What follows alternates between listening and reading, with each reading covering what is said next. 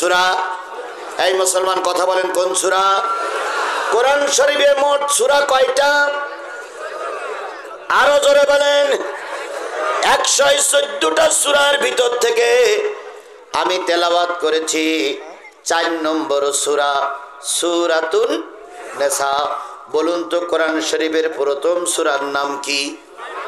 সূরাতুল ফাতিহা। 2 নম্বর সূরার নাম কি? সূরা বাকারা। 3 নম্বর সূরার নাম কি? সূরাতুল আল ইমরান। 4 নম্বর সূরার নাম হচ্ছে সূরাতুন নিসা।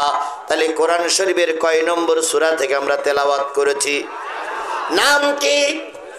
এবার বলুন তো কোরআন শরীফের পারা কয়টা? 30টা পারার ভিতর থেকে আমি তেলাওয়াত করেছি 5 নম্বর পারা থেকে। 5 নম্বর পারার কোরআন শরীফের 4 নম্বর সূরা। এবার বলুন তো এই কোরআন শরীফে আয়াত কত? সবাই মিলে বলেন কত? পঠিত আছে 6666 আয়াত। 6666 আয়াতের ভিতর থেকে আমরা তেলাওয়াত করেছি কয়টা আয়াত? একটা আয়াত। সূরাতুন নিসার 58 নম্বর আয়াত। এবার আসুন আস্তে আস্তে করে কোরআনের ভিতরে ঢুকি। এই আয়াতটা যখন নাজিল হলো, রাসূল তখন মদিনার প্রেসিডেন্ট, মক্কার প্রেসিডেন্ট। এই সূরা নিসার 58 নম্বর আয়াত যখন নাজিল হলো, রাসূল তখন মক্কার প্রেসিডেন্ট, মদিনার প্রেসিডেন্ট।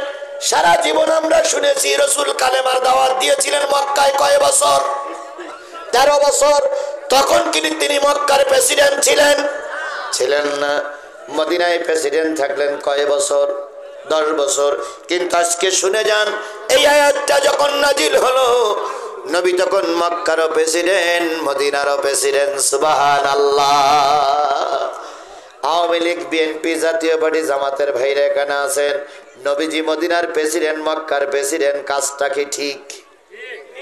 বুঝে শুনে বলবেন, আর একটু বুঝে বলুন। নবী মদিনার প্রেসিডেন্ট, কাজটা কি ঠিক? আরো জোরে বলেন ঠিক। আমার মতে মনে হয় ঠিক না।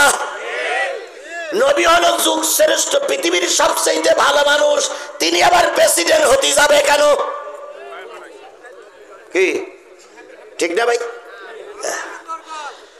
নবীজি প্রেসিডেন্ট হতে হয়েছেন, তাহলে নবীর কাজ কি শুধু গায়ে ফু দেওয়া? আমাদের কিছু লোক আছে রাজনীতির ধারে কাছে যায় না, শুধু বলে ওটা নোংরামি কাজ। ও বাবা, ভালো লোক ওই জায়গায় যাচ্ছে না বলে নোংরারা ওই জায়গাগুলো দখল করতেছে। যদি ভালো লোকগুলো এই জায়গায় যাইতো, তাহলে নোংরা মানুষগুলো আর এই জায়গার সিটগুলো নিতে পারত না। তাহলে নবী রাজনীতি করেছেন, দেশের প্রেসিডেন্ট হয়েছেন, কথা কি ঠিক? তাহলে নবী প্রেসিডেন্ট হয়েছেন, এই জন্য যদি ঠিক হয়, আজকে দেশের টুপিওয়ালারা প্রেসিডেন্ট হবে কেন? টুপিওয়ালাদের পক্ষে আপনি নাই, আমরা জানতে চাই। আপনি কি নবীজির দুশমন? আপনি কি আল্লাহর দুশমন? তাহলে আল্লাহ যে নবী যে ইসলাম প্রতিষ্ঠা করতে যে রাষ্ট্র গঠন করেছিল, সেই রাষ্ট্র গঠনের জন্য আপনাকে আহ্বান করা হচ্ছে। আপনি যদি আহ্বানে সাড়া না দেন, আপনি যত বড় টুপিওয়ালা হন, যত বড় শিক্ষিত হন, ধরে নিতে হবে আপনি রাসূলের দুশমন। চোখটি বুঝে মুখটি গুজে থাকবি কতকাল, দেশটা মদের চুষে খেলো ওই শগুনির পাল। চোখটি বুঝে মুখটি গুজে থাকবি কতকাল, দেশটা মদের চুষে খেলো ওই শগুনির পাল। তাই তো আজ আমার দেশটা আজি এমন হালের হাল, চোখটি বুঝে মুখটি গুজে থাকবি কতকাল। রাজনীতির ওই ধাপ্পাবাজির পেচে ফেলে ওরা রাতারাতি গড়ল প্রাসাদ, আমরা সর্বহারা। সব খোয়ালা মদের তালে হইয়া মাতাল, চোখটি বুঝে মুখটি গুজে থাকবি কতকাল, দেশটা মদের সুষে খেলো ওই শগুনির পাল। শুধু ভালো লোকেরা ক্ষমতায় আসতে পারে না বলেই শয়তানেরা মসনদ দখল করে রেখেছে। বিগত 15 বছরে একটা বারের জন্য ওরা আমাদের ভোট কেন্দ্রে যেতে দেয়নি। কথা কি মিথ্যে কথা বললাম না সত্য কথা বললাম? আবার এক এক টুপিওয়ালারা 70টা 75টা করে ভোট মেরিস। ওরে আমার টুপিওয়ালা, তোর টুপির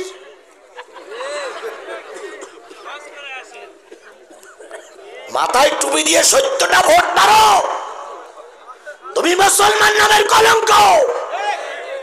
তোমার ভোটের অধিকার ছিল কয়টা? তুমি যদি মারো সে আওয়ামী লীগে মারো, বিএনপি মারো, যারে মারো, গণতান্ত্রিক দেশে তোমার ভোট, তোমার অধিকার আছে। কিন্তু তোমার ভোট একটা 70টা মারলে কেন? বিয়াদবের বাচ্চা বিয়াদব।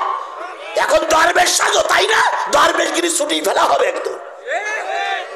ওরে বাপ রে বাপ, এখন বড় টুপি মাথায় দিয়ে হাজি এক কাঠ রুমাল নিয়ে মসজিদের কোনায় গিয়ে বসে উঠে সুবহানাল্লাহ সুবহানাল্লাহ সুবহানাল্লাহ। মনে হয় দেখলি মনে হয় জিবরাইলি ছোট ভাই। 70টা 75টা 170টা ভোট মারা লোক আমার দেশে আছে না নাই? এখানেই আছে, মঞ্চেও আছে, নিচেও আছে। আমি এক্ষুনি দেখাই দিতে পারি।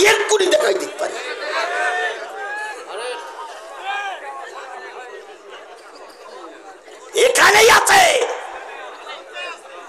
পাগড়ি পরি এখন বড় তুমি মাথায় দিয়ে এখন দরবেশ সেজে যাও, পীর সাহেব সেজে যাও। তোমাদের ইতিহাস জনগণ ভালোই জানে।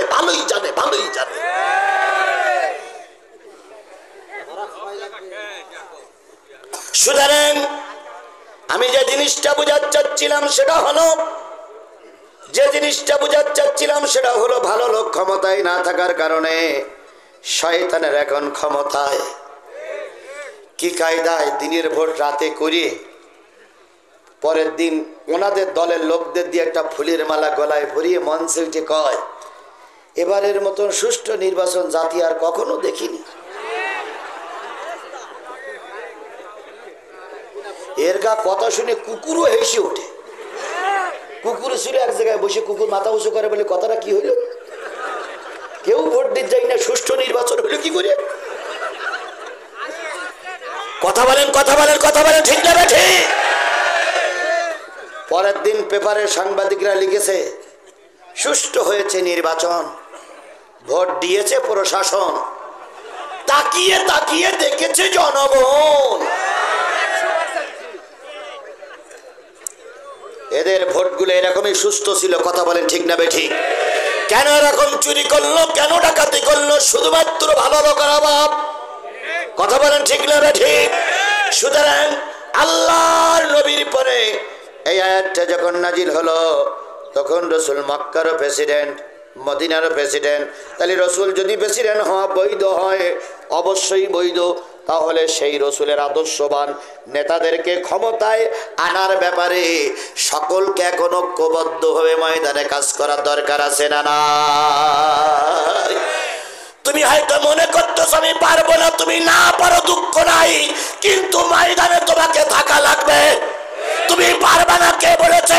রাস্তায় নামো, নামার দায়িত্ব তোমার, আর বিজয়ের মালা পরানোর দায়িত্ব আল্লাহ। আধারে ভয় পেও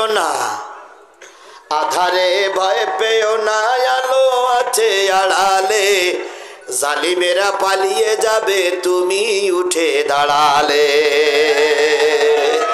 আধারে ভয় পেও না, আলো আছে আড়ালে, জালিমেরা চলে যাবে তুমি রাস্তায় দাঁড়ালে। রাস্তায় দাঁড়িয়ে দেখো, কোমর সোজা করে কোরআন বুকে নিয়ে রাস্তায় দাঁড়াও, জালেমেরা রাতের অন্ধকারে ময়দান ছেড়ে পালিয়ে যাবে। তুমি এখন একা না, তোমার দলে এখন বহুত লোক। শুধু দলে কেবল নেই তুমি এই দলে এসে দাঁড়াও, দেখবা এই কোরআনের দলকে আল্লাহ বিজয়ের মালা দিয়ে, ফুলের মালা দিয়ে ঘরে ফিরাই নিয়ে আসবে। এখন তুমি যদি মনে করো ও দাঁড়াক আমি দাঁড়াবো না, তাহলে বিজয় সম্ভব? তুমি যদি মনে করো মুরব্বী দাঁড়াক আমি দাঁড়াবো না, যুবক দাঁড়াক আমি দাঁড়াবো না, তাহলে বিজয় সম্ভব না। আমাদের সকলকে দাঁড়াইতে হবে। সুসংবাদ দিয়ে শুরু করি, সেটা হলো আমি গোটা বাংলাদেশে সফর করছি। গতকাল ছিলাম পঞ্চগড়ে, গতকালকে 2টা প্রোগ্রাম করেছি নীলফামারী আর পঞ্চগড়ে। পঞ্চগড়ের মাহফিল কালকে যারা লাইভে দেখেছেন, এর চাইতে 4 ডবল মানুষ। আমি ওইদিকে যাচ্ছি, আমি শুধু এতটুকু বলি, গোটা দেশের মাহফিল গুলো করে আমার যা কাণ্ড, আমার যা হিসাব এসেছে, আমার বিবেকে আমার মেসেজ এসেছে, কোন বামপন্থী রামপন্থী দল আমাদের সঙ্গে লাগবে না। শুধু বাংলাদেশের যে কোনো টুপিওয়ালা দল আছে, এই টুপিওয়ালা দলগুলো যদি একজোট হয়ে আগামী নির্বাচনে অংশগ্রহণ করতে পারে, বিশ্বাস করো জয়পুরহাটের মুসলমান, আগামী দেশ হবে কোরআনের দেশ, আগামী সংসদ হবে কোরআনের সংসদ, আগামী সময় আসবে টুপিওয়ালাদের সময়।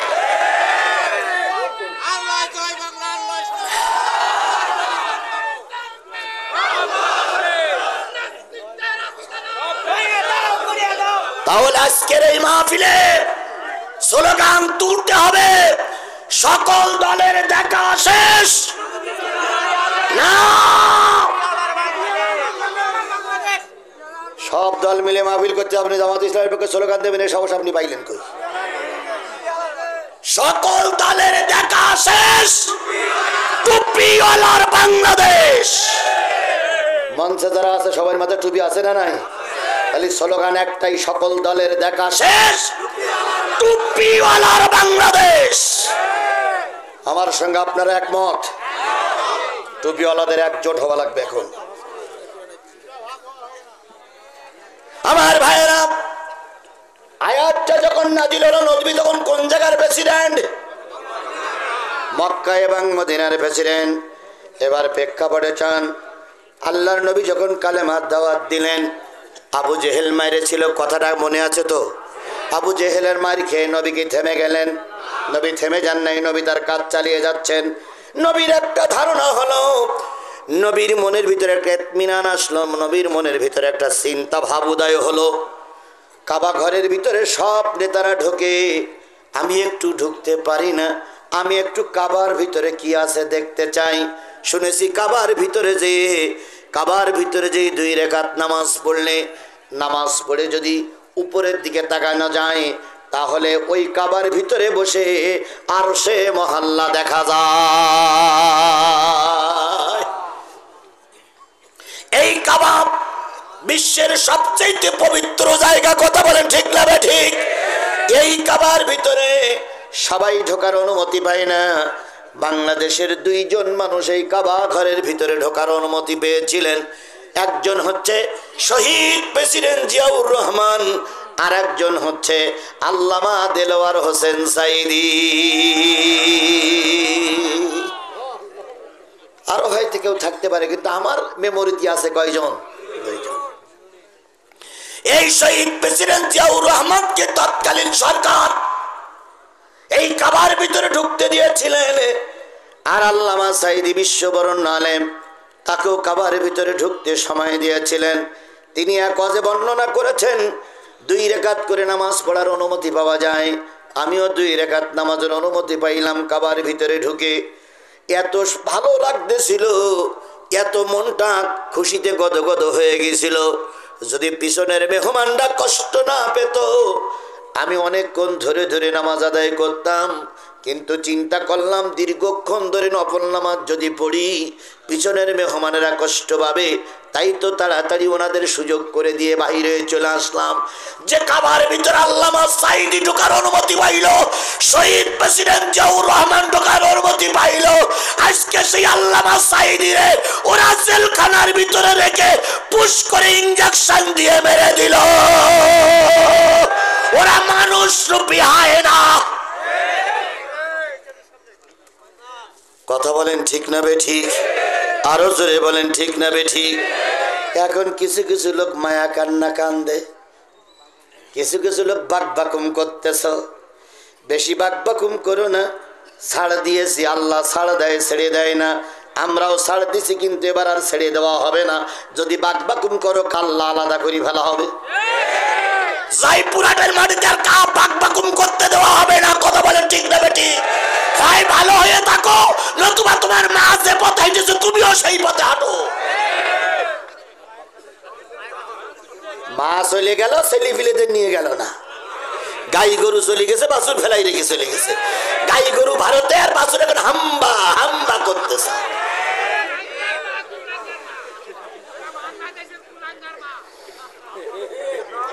কথা কি ঠিক বলেছি না বেঠিক বলেছি?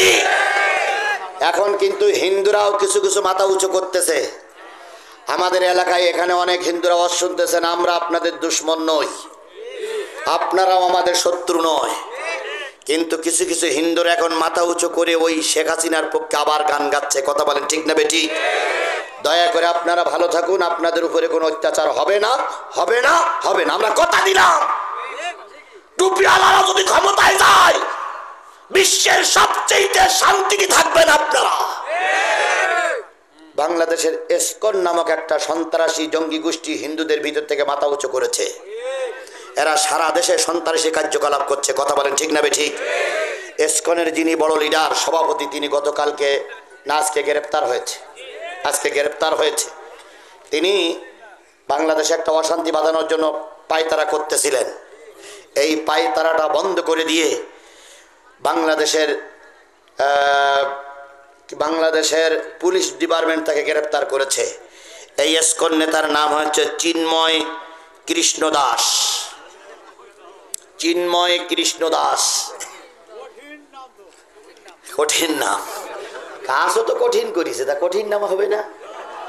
সরকার বাহাদুরকে বলি, 2-4টা দেশদ্রোহীর কাছে আপনি মাথা বিক্রি করে দেবেন না। 18 কোটি মানুষ আপনার সাথে আছে। কথা বলেন, কথা বলেন, কথা বলেন। আপনার আর একটা সংবাদ ইতিমধ্যে শুনেছেন, আজকে বাংলাদেশের বিভিন্ন জেলার থেকে কিছু মানুষ এনে আওয়ামী লীগ, যুবলীগের ফেলিয়ে যাওয়া এই সন্তানেরা একটা সম্মেলন করতে চেয়েছিল। সেই সম্মেলনটা পুলিশ শক্ত হাতে দমন করেছে। বিভিন্ন গাড়িগুলোর থেকে নামিয়ে তাদেরকে তল্লাশি করেছে। 400-500-র মতন বিভিন্ন জেলার নেতাকে গ্রেপ্তার করে এই একটা সন্ত্রাসী জঙ্গি সংগঠন, জঙ্গি কাজ করার থেকে তাদেরকে বিরত রাখা হয়েছে। আমরা বলি, এই সরকার কোনো নির্বাচিত সরকার নয়। আপনারা বেশি দাবি করতে যাবেন না, কারণ এ তো নির্বাচিত সরকার না। এর কাছে দাবি করবেন কেন? আগামীতে যদি বিএনপি সরকার আসে, আমরা বিএনপি সরকারের কাছে দাবি করব। আগামীতে যদি জামাত সরকার আসে, জামাত সরকারের কাছে দাবি করব। আগামীতে অন্য কোনো সরকার আসে, সেই সরকারের কাছে দাবি করব। আপনারা এই তত্ত্বাবধায়ক সরকারের কাছে এত দাবি করতেছেন, ও তো নির্বাচিত সরকার না। ও কারণ কিছু দিতেও পারবে না, কোথার থেকে তেমন কিছু ম্যানেজ করে আনতেও পারবে না। কথা বলে ঠিক না বেটি? এ হলো কেয়ারটেকার। বলুন তো, বাড়ির একজন কেয়ারটেকার রাখলাম, বাড়ির কেয়ারটেকার কি সব কাজ করতে পারে? তাহলে এ হলো দেশের কেয়ারটেকার, তো সব কাজ করতে পারবে না। তার মানে এখন দেশকে অশান্তির দিকে ঠেলে দেওয়ার জন্য একদল দেশদ্রোহী লোকেরা ময়দানে নেমেছে। জয়পুরহাটের মানুষ, আপনাদেরকে 100% সতর্ক থাকতে হবে, এরা যেন আর ময়দানে না নামতে পারে। কথা বলেন, কথা বলেন, ঠিক আছেন কিনা? আল্লাহ শুধু দিনের খাতিরে আমাদের কবুল করুক। আমি জানি জয়পুরহাট জেলাটা হলো বিএনপি এবং জামাতের ঘাঁটি। এখানে আওয়ামী লীগের কোনো আস্তানা অতীতেও ছিল না, এখনো নাই। যারা এমপি গিরি করে আসছে বিগত 15 বছর, ওদের এখন মেম্বারের দাঁড়াই দেন, আর সুষ্ঠু নির্বাচন হোক। ও মেম্বারি ভোটেও জামানাত বজায় হতে হবে। আর ওনারা বাকুম বাকুম বাকুম বাকুম বাকুম বাকুম করছে। ওনারাই বলেছিল শেখ হাসিনা রহমাতুল্লাহ আলাই, ওনারাই বলেছিল মুজিবারের পিছনে রাদিয়াল্লাহু তাআলা আনহু লেখা দরকার। আল্লাহ ওদের কবল থেকে আমাদের হেফাজত করেছেন, হেফাজত করুক। সকলে মিলে বলুন আমিন। আমার ভাইয়েরা, আল্লাহ নবী চিন্তা করলেন সপ্তাহে 2 দিন, সোমবার আর শুক্রবারের নেতারা কাবার ভিতরে ঢোকে। কাবার ভিতরে ঢোকে যার যা প্রার্থনা সব সেখানে বলে। ওই কাবার ভিতরে হযরত ঈসা আলাইহিস সালামের মা মেরির ছবি ছিল। ওই কাবার ভিতরে হযরত ঈসার ছবি ছিল। ওই কাবার ভিতরে জাতির পিতা ইব্রাহিমের ছবি ছিল। ওই কাবার ভিতরে হযরত আদম আলাইহিস সালামের মূর্তি নির্মাণ করে রেখেছিল। ওই কাবার ভিতরে লাতের ছবি ছিল। ওই কাবার ভিতরে উজ্জার মূর্তি ছিল। ছোট বড় মিলে বাইরে এবং ভিতরে প্রায় 350 অধিক মূর্তি কাবা এবং কাবার বাইরে ছিল। ওই তৎকালীন সময়ের নেতারা প্রতি সোমবার আর প্রতি শুক্রবার কাবার ভিতরে ঢুকতেন, সন্ধ্যা পর্যন্ত থাকতেন। যার যা মনের খায়েশগুলো ওই মূর্তি দেবতাদের সামনে বলতেন। আসার পথে বলতেন, কাবার মালিক, ওই দেবতার মাধ্যমে তোমার কাছে সংবাদটা পৌঁছাই দিলাম, তুমি আমার দোয়াটা কবুল করিও।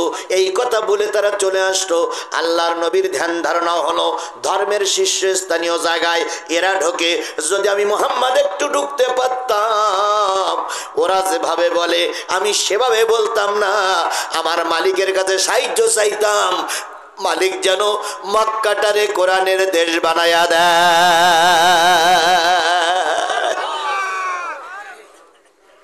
আল্লাহ নবী চিন্তা করলেন, কাবার ভিতর আমি একটু ঢুকবো। কোন সূরার আলোচনা চলছে? কত নম্বর আয়াত? নেসা তো বুঝলাম, কত নম্বর আয়াত? 5 পিটিয়া 58 নম্বর আয়াতের আলোচনা চলছে। আমি কিন্তু আয়াতের দিকেই চলে যাচ্ছি, কথা কিন্তু ভুলে যাই নাই। কিছু কিছু শিক্ষিত মানুষ আছে, কিছু কিছু আলেম ওলামা আছে, কিছু কিছু জ্ঞানী গুণী মানুষ আছে, হয়তো ধারণা করতে পারেন হুজুর আয়াত তেলাওয়াত করলো কিন্তু যাচ্ছে কোন দিক। আল্লাহর কসম কোরআন শরীফ ছুঁয়েই বলতেছি, যেদিকে তেলাওয়াত করেছি সেদিকে যাচ্ছি, একটুও লাইনচ্যুত হই নাই। তবে কিছু কিছু প্রেক্ষাপট, কিছু কিছু বর্তমান সমাজের কথা তুলে আনতেই হবে। কিছু কিছু লোক মুখ কালো করতেছেন, করুন। আপনারা আগে আমার মাহফিল বন্ধ করে দিলেন কেন? সেই উত্তরটা দে, তারপর মুখ কালো করেন। আমরা কি অন্যায় করেছিলাম? আমাদের তাফসির গুলো জয়পুরহাটে বন্ধ করে দিয়েছিলেন কেন? ধারকির মামলা খেতে হলো কেন? ধারকির লোকগুলো মার খেলো, রক্ত দিল কেন? জাতির কাছে জবাব চাই, জবাব চাই, জবাব চাই। ধারকির মামলার আসামি ওই মাতার ওই হুজুর। আজকে যখন ওনার সাথে সাক্ষাৎ হলো, ওনার কথা শুনে আমার চোখ দিয়ে পানি এসেছে। ধারকির মামলার আসামি হওয়ার কারণে উনি জেলে ছিলেন, সেই অবস্থায় ওনার বাবা মারা যায়। সরকারের কাছে দাবি করেছিলেন বাবা মারা গেছে জানাজা পড়ার জন্য, সেদিন বাবার জানাজা পড়ার সুযোগও করে দেয়নি। ওই ছেলেটা আজকে কাঁদতে কাঁদতে বলতে, হুজুর ধারকির মামলা খেয়েছি, এতে আমার দুঃখ নেই, কিন্তু আমি আমার বাবার জানাজায় অংশগ্রহণ করতে পারিনি।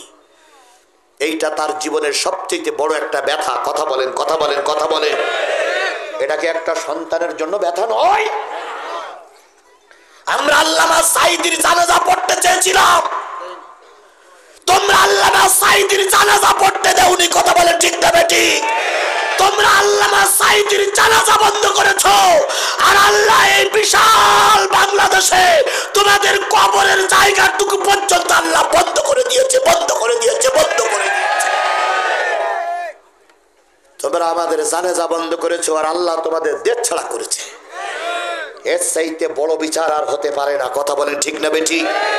আল্লাহর দরবারে এখন হাজারো বার সেজদা করি, বলি আল্লাহ তুমি এত কিছু পারো, আমরা আগে বুঝতে পারিনি। কথা বলেন, কথা বলেন, কথা বলেন। আল্লাহ নবী চাইলেন আমি একটু কাবার ভিতরে ঢুকবো। ওরা কিভাবে চায় আর আমি কিভাবে চাই, একটু চাইবো। কোন একদিন সোমবারে আল্লাহর নবী সকলের আগে, এখনো কোনো নেতারা ময়দানে আসি নাই, কোনো নেতারা এখনো ভিতরে ঢুকি নাই। আল্লাহর নবী সবার আগে ভোরবেলায় কাবার চত্বরে পৌঁছায় গেলেন। এখনো কাবার তালা মারা, চাবিওয়ালাও এখনো আসি নাই। কিছুক্ষণ পরে চাবিওয়ালা আসলেন। লোকটার নাম হলো ওসমান ইবনে তালাহা। লোকটি এসে যখন কাবার চত্বর পরিষ্কার করে কাবার তালা খুলবে, আল্লাহর নবী, রহমতের নবী, দয়ার নবী আমার আস্তে আস্তে করে ওসমান ইবনে তালাহার পিছনে চলে গেলেন। ছোট্ট করে বললেন, ভাই আমার, তুমিও মক্কার মানুষ, আমিও মক্কার মানুষ, তুমিও কাবার মানুষ, আমিও কাবার মানুষ, তুমিও কাবাকে ভালোবাসো, আমিও কাবাকে ভালোবাসি। ভাই আমার, তালাটা একটু খুলে দাও, আমি একটু কাবার ভিতরটা একটু দেখব। কত বিনয়ের সঙ্গে আল্লাহ নবী বললেন। ওসমান ইবনে তালাহা বললেন, তোমার নাম কি? নবী বললেন, মোহাম্মদ সাল্লাল্লাহু। বাবার নাম আব্দুল্লাহ।